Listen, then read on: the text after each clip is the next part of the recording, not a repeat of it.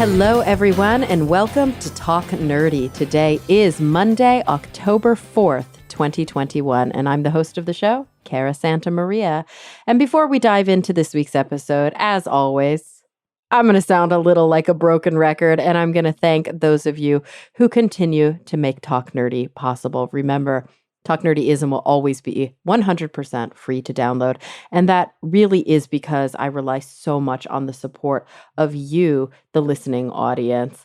Sometimes I sell ads. This week is an example of a week when I couldn't sell any ads. And so your patronage really does carry the show through, especially in such a difficult time, a time in which the TV show I was working on was canceled, a time in which my only income is podcast income, and I'm also trying to support myself through COVID-19 and, of course, a PhD in clinical psych. I think of it as an investment, but there are some days when I forget that because it's been rough.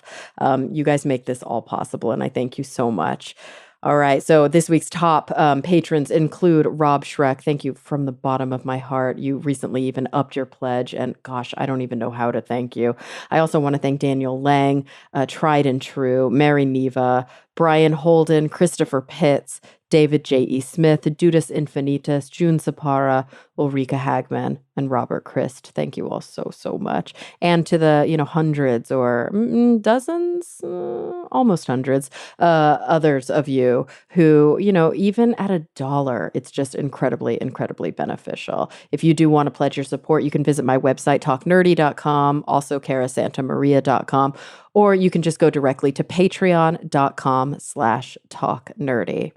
All right, so let's do it. Let's talk nerdy. This is such an important chat. It's such a fascinating chat. I had the opportunity to sit down this week, virtually, of course, with Dr. Natalia Pasternak. Now, she's a biologist. She got her PhD and did her postdoc in microbiology and focused in the field of bacterial genetics. She's at the University of Sao Paulo in Brazil. She is also the former director in Brazil of the International Festival of Science Communication, Pint of Science.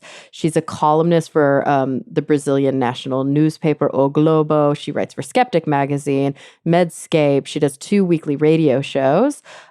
She also, she has done so much important stuff. So here's something really important that I want to highlight. She is the founder of, or I should say the president. Yeah, she's the president of Question of Science Institute, which is the first Brazilian institute for the promotion of skepticism and rational thinking. And she's currently actually a visiting scholar at Columbia University at the Center for Science and Society. And she'll, of course, explain much more of this. She also did write 2 books to popularize science, including Science in Our Daily Lives and Against Reality, What Drives Denialism and Its Consequences. This week, though, we focus quite a bit on anti-science and pseudoscience in Brazil, especially within the context of the COVID-19 pandemic.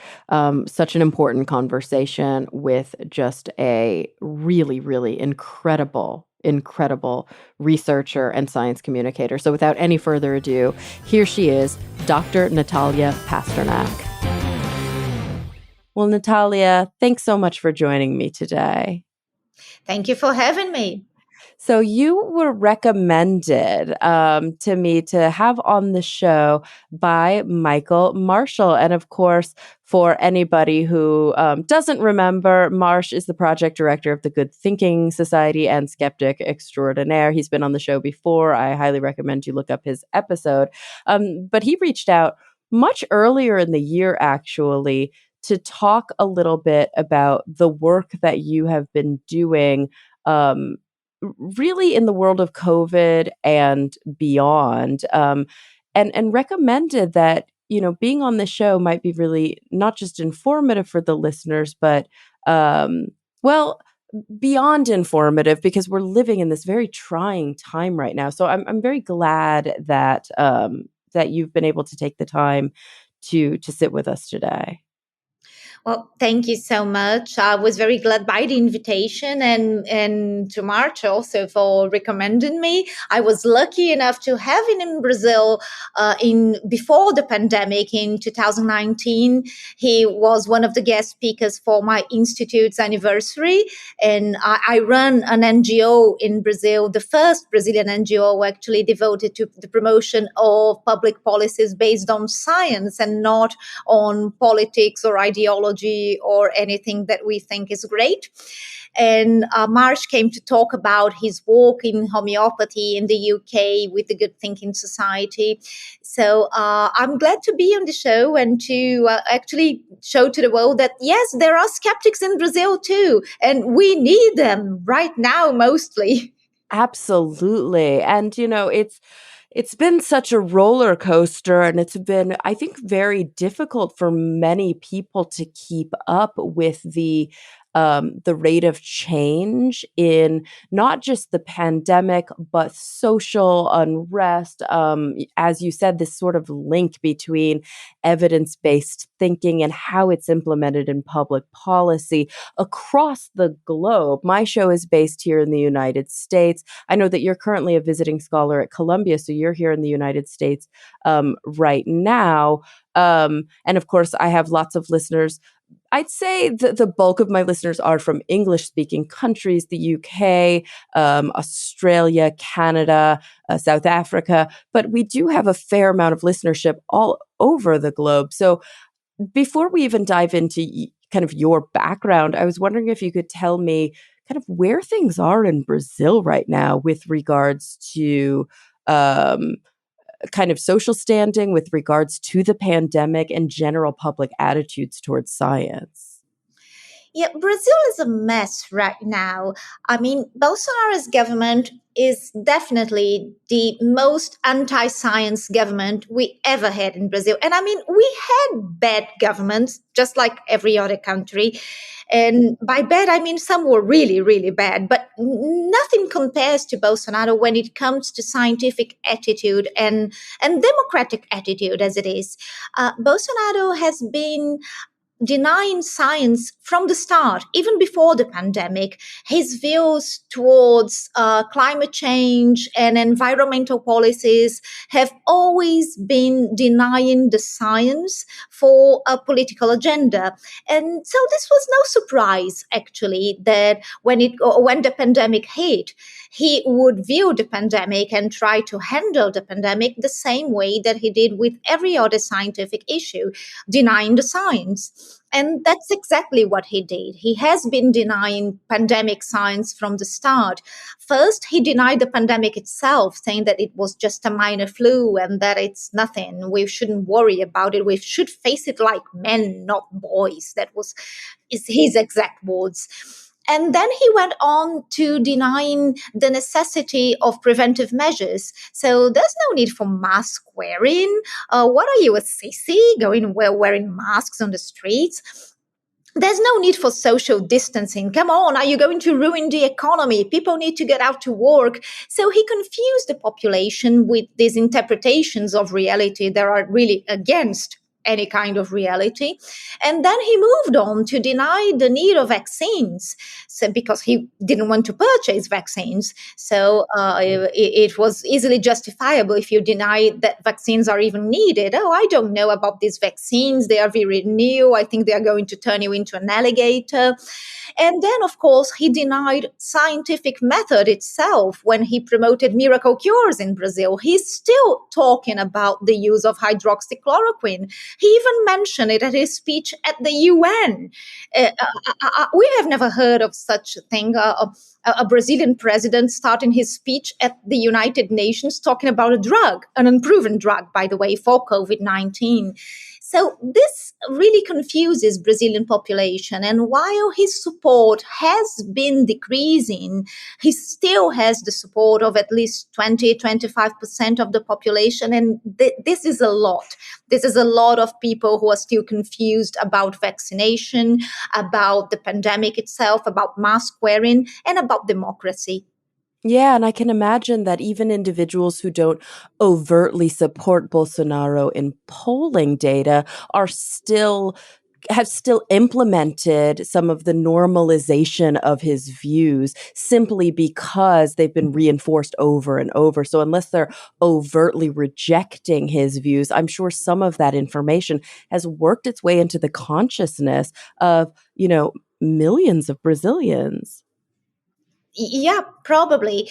And this is it. Well, for instance, we never had a strong anti-vax movement in Brazil. Brazil has always been very favorable to vaccination. The population is used to getting vaccines for free because we have a public healthcare system that caters to over 200 million people and delivers vaccines to over 200 million people. So Brazil is very used to vaccination programs.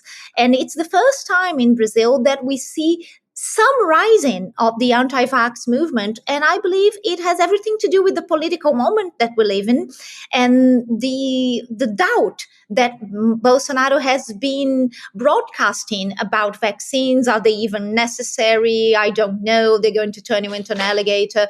And of course, people don't really believe that, but they start to question, is it really necessary? Shouldn't we wait? Are all these vaccines as good as they say?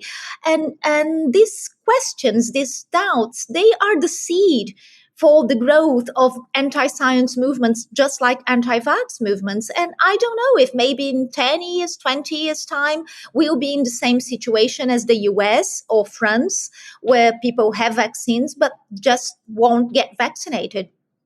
Yeah, and I mean, that's really sort of lends itself to my next question, which really has to do with the relationship between Bolsonaro and his leadership and Donald Trump and his leadership here in the United States in the last administration.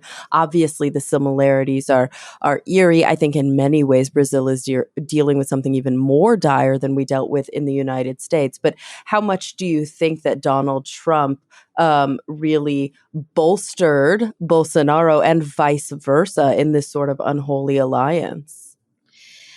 We used to call Bolsonaro the tropical Trump. So Yeah. I think that Trump to Bolsonaro, Trump is a hero. He wants to be like Trump when he grows up, and but unfortunately, I think that yes, he is even worse because Trump, in all his anti-science statements and in all his denialism, I know that he also was in favor of hydroxychloroquine, and I think. Trump and Bolsonaro together, they really, really contributed to the hype of these miracle drugs in the world. But Trump, at least, he was very aware of the importance of vaccination, and so he supported warp speed. And this is something that we don't see in Brazil. So I really think that Bolsonaro is even worse than Trump. He can be even worse, not only in his anti-science statements, but in his anti-democratic statements. I think we are in a worse situation, and at least you got rid of yours. Right, right. And what are the what do the terms look like in Brazil? Like, how do the term limits work? Do you have term limits? What does the future hold? What's the expectation? We have term limits, but this is his first term, and we have a joke in Brazil that since he likes to imitate Trump in everything that he does, we hope that he also imitates him in doing only one term. So we really hope he's not going to be reelected. He could, but I think he won't. But the thing is, we still have 1 year to go before re-election or not election, which is, of course, our preferred choice. But I don't know. There's still a lot of the country to be ruined in 1 year. And I think that Bolsonaro shows that he's really capable when it comes to ruining a country. And I don't think we should give him another year. Yeah, absolutely. Yeah. And so, that obviously leads us to kind of the heart of the question here, which has to do with what your experience has been like and how you have fought back as an individual who, works in not just the public communication of science and skepticism, but molecular biology, genetics. You have a deep understanding, or I'm sorry, microbiology and genetics. You have a deep understanding, of course, of these very important public health issues. And so, as you were starting to hear just even the ripplings of pushback against scientific consensus in the early days of the pandemic, I mean, I can imagine that you were, deeply motivated to do anything you could. How did that kind of go for you as the pandemic continued on? Yeah, it was a lot of hard work ever since, and not that it wasn't hard work before, but before the pandemic, my work was much more of a niche work, where science, of course, had faced many problems in Brazil, from funding. We already had, even before the pandemic, major budget cuts for science funding in Brazil. Brazil relies mainly on public funding for science, so we were already suffering from those budget cuts. And of course, it's not only funding. Science has to be respected to. If you want reliable public policies and public policies that work, they should be science based. And so I was already working, trying to promote these science based public policies. But when the pandemic hit, the amount of work, the workload just, I don't know, tripled, quadrupled. It was something really unheard of before in Brazil. Because as I said, we had never gone through a situation in Brazil where the government itself was the major promoter of anti-scientific beliefs. And this makes it much harder to fight, because one thing is to fight several associations. Like, of course, we had our quibbles with the Homeopathic Brazilian Association, because we were trying to remove homeopathy from the public healthcare system. But it's very different when misinformation comes directly from the federal government, from the Ministry of Health, when you have to fight against the national institutions of the country. So it's much harder to fight. I think Brazilian media, Brazilian press has been doing a wonderful job, and this has really helped the work of science communicators such as myself. But it's not enough, because even if the whole press and all the science communicators and advocates and scientists and the whole scientific community in Brazil says that this drug, for instance, doesn't work for COVID-19 and we need vaccines, and then comes the Minister of Health and says just the opposite, says that vaccines don't really work, because you see, I am vaccinated and I got COVID, and this is the Minister of Health speaking.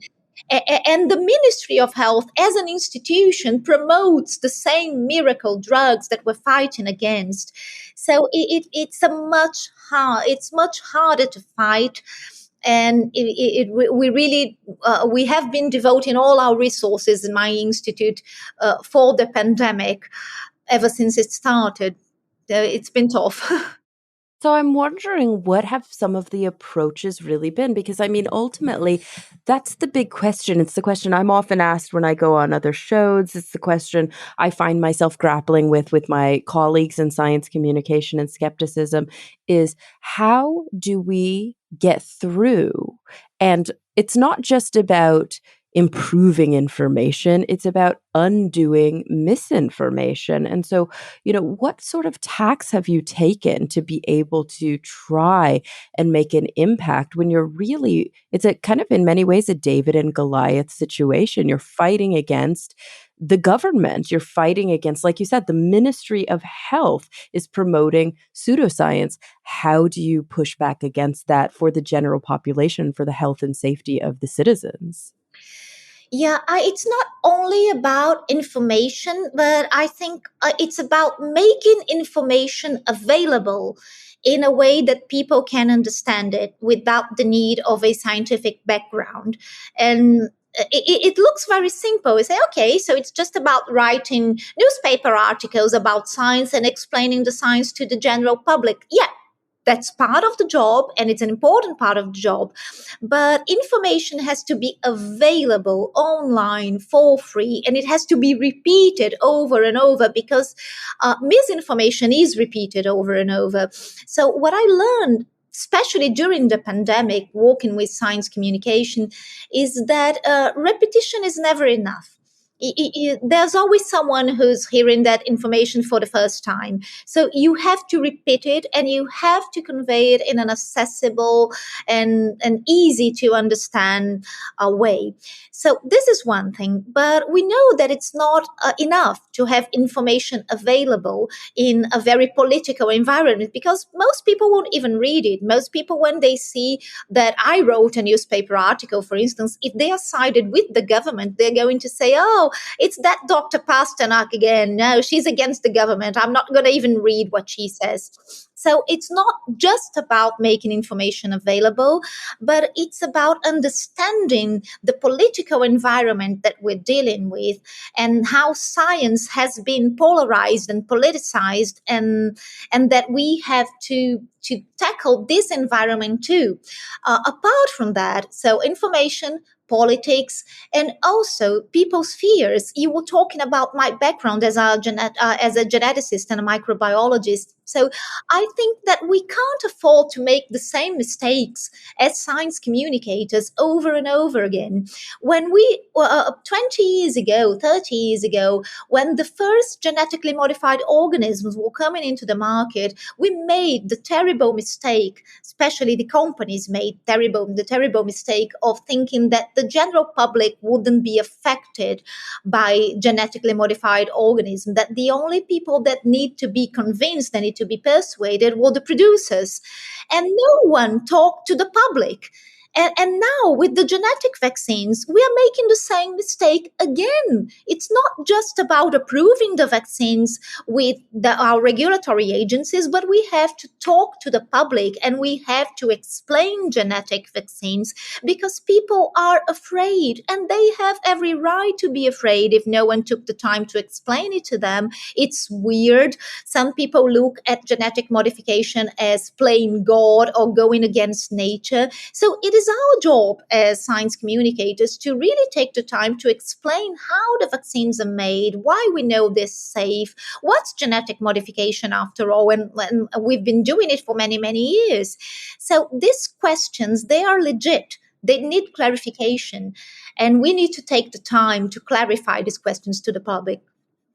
And how effective do you think that the work that, you and your colleagues have been doing is? Like, are you starting to see any change? I mean, it actually sounded pretty promising when you told me at the beginning of the show that Bolsonaro really only holds support of about 25% of the population. I think, even when Trump was leaving office, his support was higher than that. Yeah, I think it's a win. Bolsonaro is losing popularity. And I think one of the reasons that he's losing popularity is this joint effort by journalists and science communicators. The whole Brazilian press is doing a terrific job. So it's a win. But 25% of the population still scares me, because it's still a lot of people that, although it's really clear what he's done to the country, people still support him. But anyway, I think it's a win. And it's not only about Bolsonaro, but about Brazilians being willing to get vaccinated and being pressuring the government for more vaccines. So I think this is also a win for us, although I don't think it's just the merit of science communication, because as I said, Brazilians are very used to vaccination programs. So I think it's the merit of 30 years of a very good vaccination program before Bolsonaro really tried to ruin it. But anyway, I think we have been successful in some ways. I think the most successful event for myself, at least, was when I was invited to speak at the Senate during our parliamentary commission of inquiry that's going on by now. To investigate the president's responsibility for the pandemic. And so I was called, and I was called to the Senate as a science communicator, as the president of an NGO that promotes science-based public policies. And this was unique for me because we had never heard of a scientist or science communicator being called to the Senate to depose and to talk about the president's responsibility in handling science communication during the pandemic. So I was called as a science communication expert. And this was huge because this was one of my goals when I started the Institute Question of Science, my NGO, in 2018. So in less than 3 years, I was already talking to the senators in Brazil about scientific method and about why respecting science will enable them to make better policies. So I think we're in the correct path here in Brazil, but it's very difficult in such a denialist government.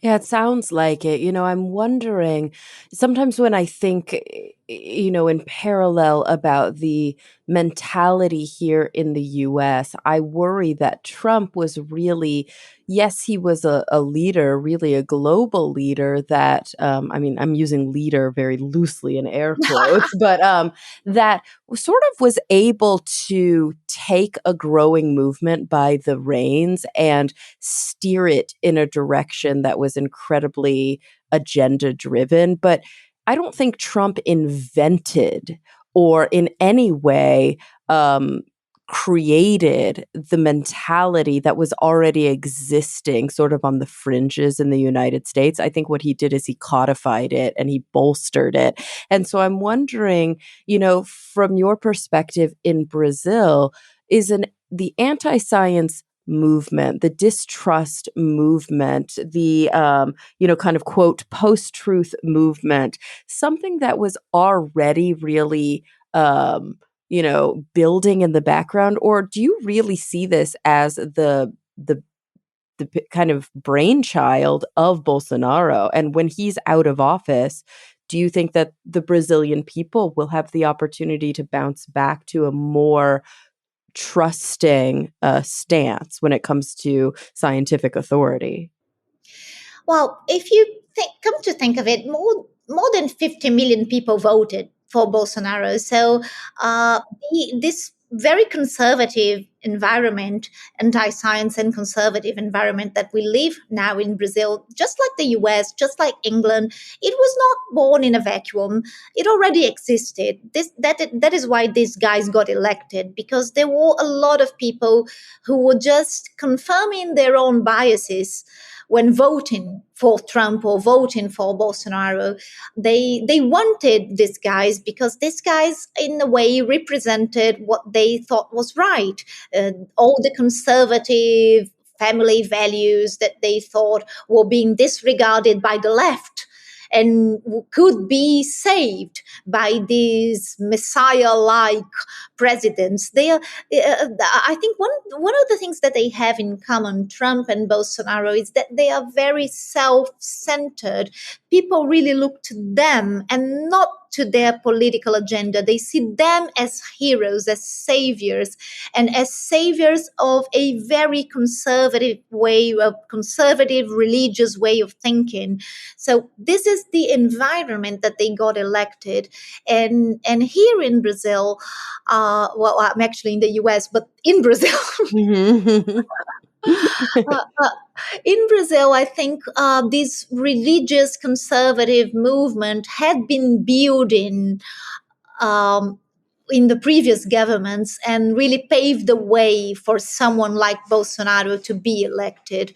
So I hope that people have realized their mistake and maybe we can get some balance in the next elections. But it's going to be difficult because the opposition in Brazil is really divided and Bolsonaro has no clear opposition. I don't think that he will be reelected, but I don't think that we have a clear opponent that I think that people are just going to vote against him, and do anything to stop him from being reelected. But I really have no idea who is going to be the opposition. And how does it work in Brazil? Is it similar to the US in that if there is split opposition, it actually favors the opposing candidate or sorry, the incumbent candidate? Or uh, do you have, what is it called, like a ranked order electoral process in which it do you need a true majority in order to win election, or is it really just whoever has the most votes? Yeah, we have a direct vote system, so it's not exactly the same as in the US. But what you said before, I think goes that a very divided opposition really usually favors the incompetent opponent. So when opposition is not really organized, people start to vote for various candidates. So we usually have two turns in the elections, two shifts, and people will probably scatter their votes for various candidates of the opposition, and then two candidates will make to the second turn, to the second shift of the election, probably Bolsonaro and another one. And that's what I said. Then people will vote against Bolsonaro. So whoever wins this first turn among various opponents will become Bolsonaro's opponent in the second turn, and then we'll see. He'll probably win, but as of now, it's very difficult to predict who this opponent will be. Yeah, and I think we did see something quite similar during Biden's candidacy, that we didn't know if it would go for Bernie Sanders, for Yeah, all of the different Democratic or progressive candidates that were kind of all over the map. We weren't really sure how centralized it would be, and then eventually Biden really did emerge as sort of front runner opponent, and ultimately, of course, everybody who didn't want Trump in office yeah, supported Biden. It was, we, in many ways, some of us, yes, were voting for Biden, but many others were voting against Trump. And yeah, I think we'll see, it's the or I same. hope, yeah, we'll see something similar there in Brazil. And you're hopeful for that? Yes, I am, because anything is better than Bolsonaro. We can't afford to have Bolsonaro in office for another term. We just can't afford it. Democracy in Brazil can't afford it. Science in Brazil can't afford it. The environment in Brazil can't afford it. Bolsonaro is really wrecking the country in every way possible. So anything is better than him.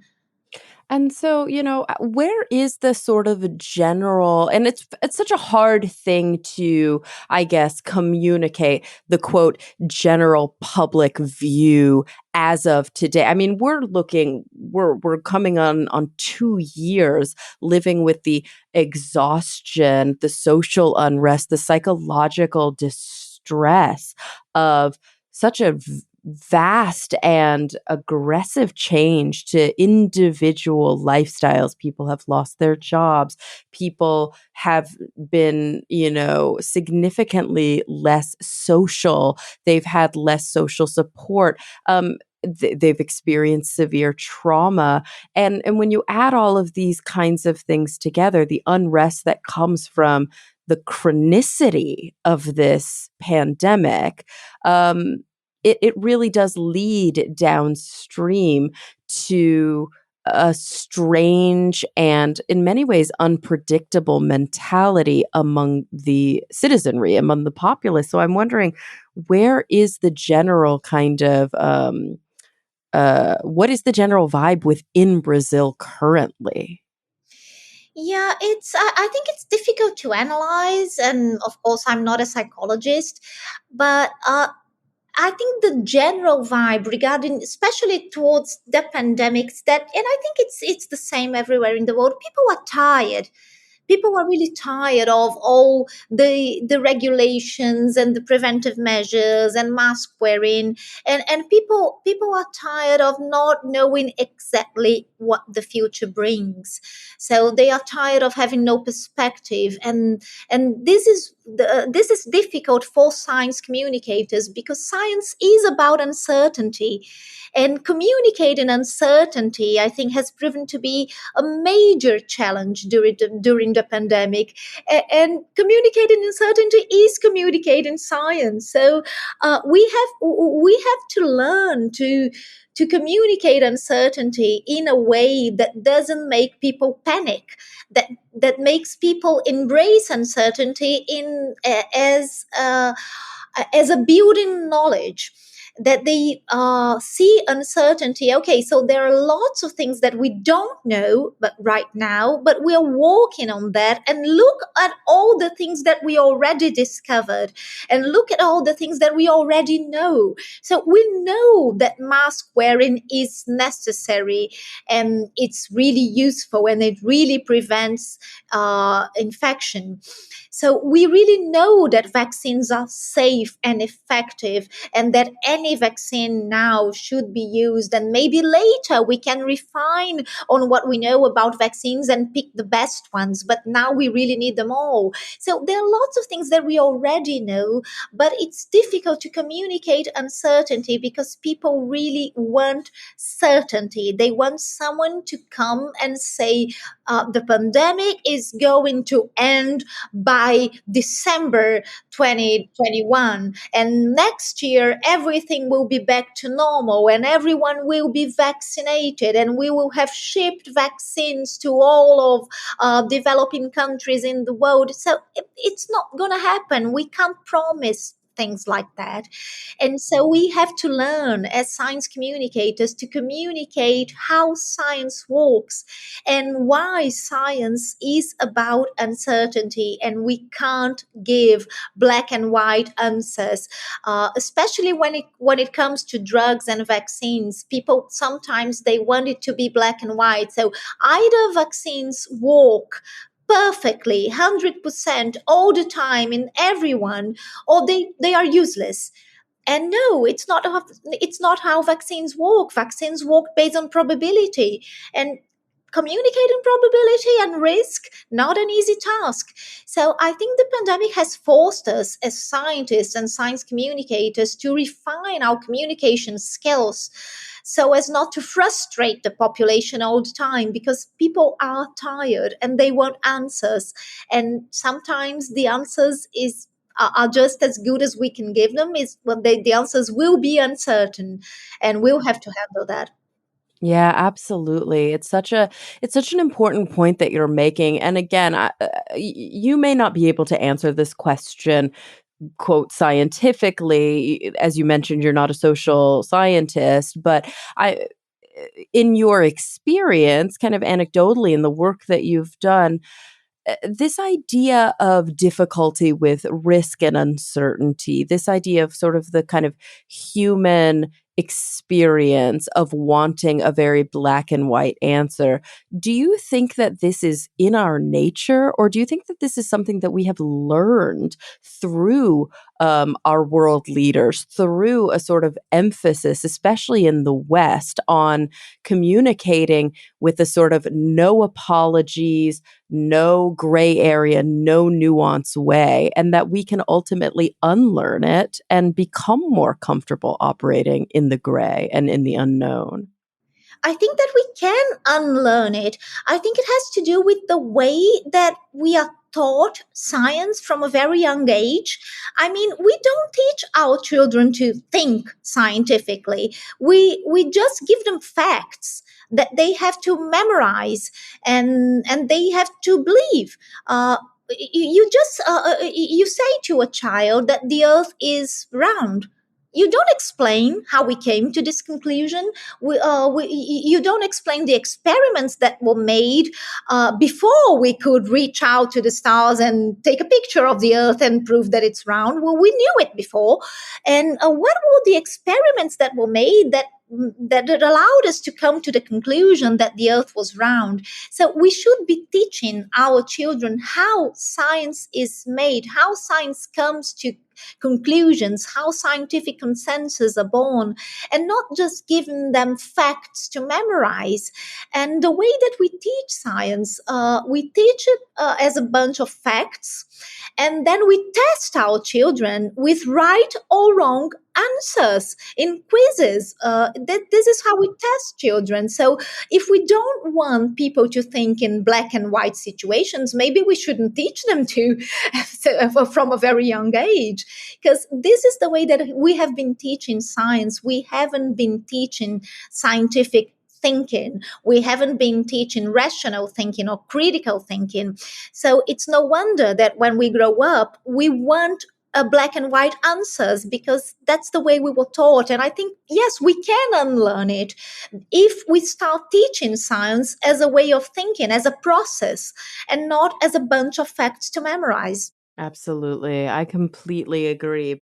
It is a very, very tall order. I'm so hopeful and appreciative that you have, in many respects, really dedicated your career to doing this, and that there are individuals all over the globe who are dedicating their careers to doing this within, I think, the context of their culture, because that's such an important um I guess discussion point that I want to take on with you, which is how important do you think it is? And obviously that's a leading question because it's incredibly important that individuals who have their boots on the ground, who understand the religious, the cultural, the spiritual, the historical components of their nationality, of their mentality, be the ones who are communicating these topics to their own people. I think we often, especially in the West, have a bit of a white savior complex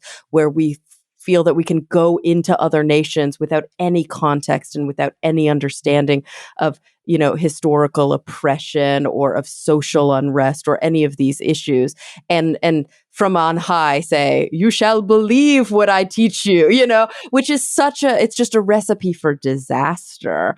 And so maybe we could speak a little bit, and you could tell me a little bit about your thoughts with regard to individuals, promoting science and skepticism from within their own communities.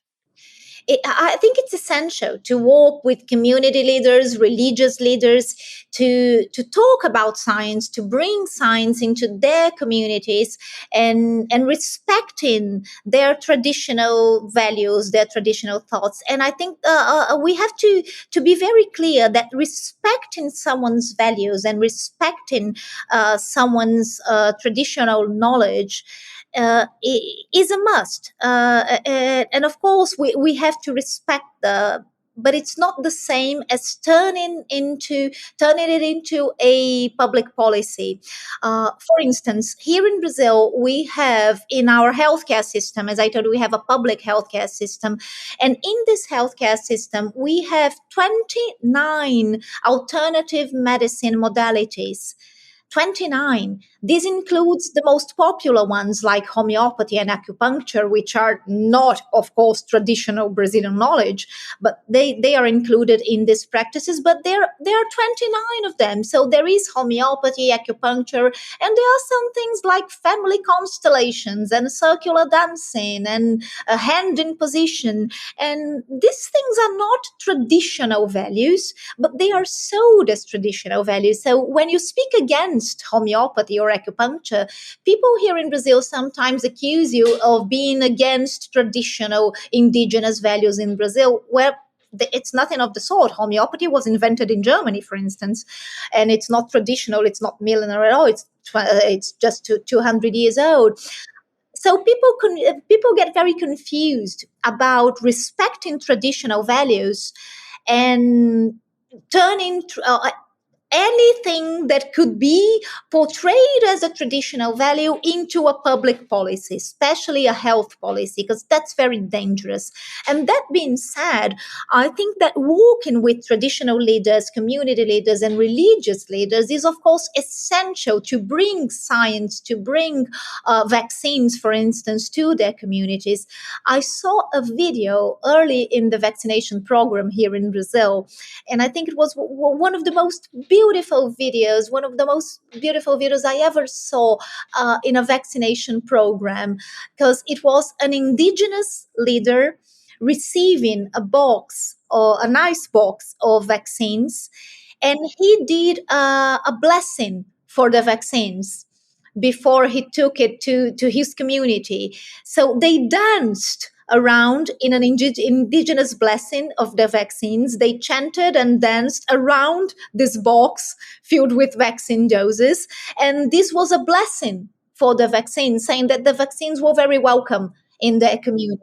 So this is how you do it. And I think that this really works. And it was just beautiful. I love that. And I think it also it shows that there's a certain amount of, again, sort of Western white savior oriented mentality around distrust of medicine that is incredibly dismissive of the complexities of traditional practices and indigenous culture. One of the things that I often hear from well-meaning colleagues has to do with vaccination programs across the continent of Africa. And, I'll hear people who love to cite statistics or who love to talk about, distrust of Western medicine, distrust, as you saw during Ebola epidemics, distrust, due to obviously very egregious practices coming from the West. But they will almost cite those things as if to explain away why vaccination rates are low, instead of really grappling with the idea that vaccines aren't available to these communities. And, kind of like that's all good and fine to talk about vaccine hesitancy among a community that already has access, but that's not even the issue we're dealing with right now. Yeah, that's exactly it. And as I said, people confused scientific evidence with traditional knowledge. When I opened the institute in 2018, my keynote speaker was Professor Edzard Ernst from the UK, and he said something that I never forget, because it's a beautiful way to describe it. And he said that the best way to honor traditional knowledge is to test it, to run it through scientific method and to validate it. And and this is what we should do. So this is how we honor this traditional knowledge, and we should not, of course, turn our noses against it and say, oh, I'm not going to even look at that. No, we have to look into that, but we have to run it through science to validate it. And if it's not valid, then we have to talk to these communities and say, okay, so you have this traditional knowledge, which is all right, and I understand that it has been in your community for generations, but here, these vaccines, these medications can also help your community because this is how they work. So you have to establish a conversation, and you are not going to bring this, even if it is traditional knowledge, into a public policy service, into a health policy service, if it's not scientific and if it's not proven to work. So you have to draw a line there. And this line is not disrespectful. This line should be inclusive. Yeah, I agree. I absolutely agree. And of course, this is something that you and your institute have grappled with in Brazil, because you do have that sort of marriage of traditional indigenous views and sort of the broader scientifically informed views. And then of course the active anti-scientific views that are, as we mentioned before, being promoted by individuals within positions of governmental power. And what a difficult balancing act to constantly have to grapple with, to constantly have to perform. It is. When I spoke at the Senate, I ended my speech saying that denialism kills people. So we can't allow denialists in positions of power because they are going to kill people. And this is what we're seeing in Brazil right now. Yeah. And how do you think that, if it were up to you, kind of if you really had all of the reins and all of the control, do you think, I mean, I'm often saying lately that I would like to see individuals prosecuted for their crimes. I would like to see the most egregious perpetrators of misinformation that I believe directly leads, as you mentioned, to loss of life, and loss of livelihood. Um, Being held accountable, is that something that you would like to see enforced? I think I would love to see it enforced, but I don't think that I will in Brazil. We have a saying in Brazil. I don't know if Americans can understand it, but we say that everything in Brazil ends up in pizza. It's a way of saying that it's nothing's going to happen. People are just going to forget it and just brush it under the carpet and be done with it. And this is what usually happens in Brazil. But I don't know. Maybe this time we have this parliamentary committee going on investigating the government. They are probably going to issue their report in a couple of weeks. And this report could lead to an impeachment and criminal investigation of the responsibility of the president himself. But we know that it's not only the president. There are lots of other perpetrators of misinformation here in Brazil that need to be punished. And we know how difficult it is to punish people in power. So let's wait for the best, but I'm not very hopeful. I agree. I agree. And I think that that leads me then to sort of the close of the show where I ask my final two questions, which are sort of big picture questions. But before we dive into that, because I do think they're related sort of to what we were just saying, I'm wondering if there's anything that we, haven't covered in this hour, a little less than an hour that we've spent with each other today. Anything that you want to make sure is heard by an audience, especially a predominantly American or English speaking audience, about any of the topics that we've talked about today? Wow, I don't know. I think we covered so much. Right? Yeah, I agree. I agree. I just always want to make sure because I would feel terrible if there was something I should have asked, which I didn't ask. So Oh, I'll probably think of that in about a week, and then I'll think, exactly. "Oh, I should have said that." Gosh, I know the feeling. Well, then, on that note, that leads me, as I mentioned, to these final two questions. So I always close the show the same way. I ask my guests two pretty big, picture questions, and I'm looking for really authentic answers. And they could be in whatever context is relevant to you. They could have to do more with you personally. They could have to do with kind of a larger social context, maybe something even global or cosmic, whatever is relevant to you right now. So I'm wondering, number one, what is the thing that really is keeping you up the most at night? The thing you're most concerned about, perhaps even bordering on pessimism or cynicism. And then on the flip side of that, so we end on a more positive note, what are you genuinely optimistic about? What are you looking forward to and hopeful for? Okay, so what keeps me up at night, being Brazilian right now is really difficult. I mean, look at what we've been through in the United Nations thing. The president talking about a miracle drug, the minister of health showing his finger to people who are protesting on the street, and coming up with COVID, and then using his coming up with COVID to discredit vaccines. So it's really difficult to be Brazilian right now. And I think what keeps me up at night is thinking, will Brazil really recover from this government? Will Brazilian science really recover from this government? I mean, Brazilian science has been so destroyed in the present government, and not that it wasn't suffering before. As I said, we had already been suffering from major budget cuts in science in Brazil, even in the previous governments. But Bolsonaro really wrecked scientific funding and science itself in Brazil. And I think it can take decades for a country to recover from these cuts. I mean, we have no scholarships for our students. We have no grants for our laboratories. How are we going to recover from this? We are suffering from a major brain drain. Everyone's leaving Brazil if they get a chance, and I can't blame them. I mean, I'm in the US as well, and here it is much easier for me to work. So I don't think we will really recover from Bolsonaro quickly. I think it'll take decades, and this really keeps me up at night. It's really difficult to think of the future in my country and what it can bring. And and to be optimistic, on another way, I don't think that science communication has ever been this valued in the world, not only in Brazil, but in the world.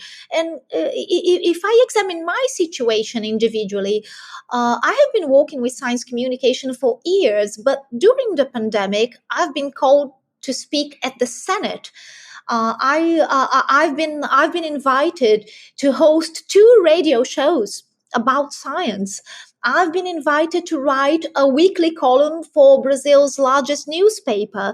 So I have been given opportunities during the pandemic that people maybe realized how important, how essential science communication is to science itself, to the development of science in a country. And I don't think this happened just in Brazil. I think it's global. It's a global perspective of how science communication is essential during a health crisis, for instance. And suddenly people realize that working with science communication is an important and an actual job, because a few years ago, science communication was seen as a hobby, as a part-time job, as a secondary thing. And I think so this makes me really optimistic. So maybe now people will look to science communicators uh, as a career path, and as a very important career path. So maybe now having a background in science can become an important background for people who go in communication or even into politics. I mean, we have usually people who go into politics or policy making come from law schools or public administration schools or economic schools. Why not science? Science is as important a background as any. If you're going into policy making or politics, we should have more scientists in the Congress and representing people and advising governments. So maybe this is a scenario that we will see in the future. I have been working with science diplomacy here at Columbia University, and we took a very preliminary survey that showed that only 12 countries in the world have an actual office called a scientific advisor or a chief scientific advisor to the president or to the government. 12 countries. And it's a very preliminary survey. Of course, we looked for this very specific office, but it tells us something. And maybe this scenario will change. Maybe it's time that we realize that governments need scientific advisors. And if they need these people with this kind of training, well, someone has to train these people to become scientific advisors. So maybe we're looking into a new scenario where we will have more job opportunities for scientists, which is good because we cannot fit everyone inside the academia. There is not enough room for all the grad students that finish their PhDs. And most of them might look to, might be interested in a different career path. So this makes me optimistic. I think times are changing for science communication and advocacy. I absolutely agree. It's very validating, I think, to myself as a science communicator.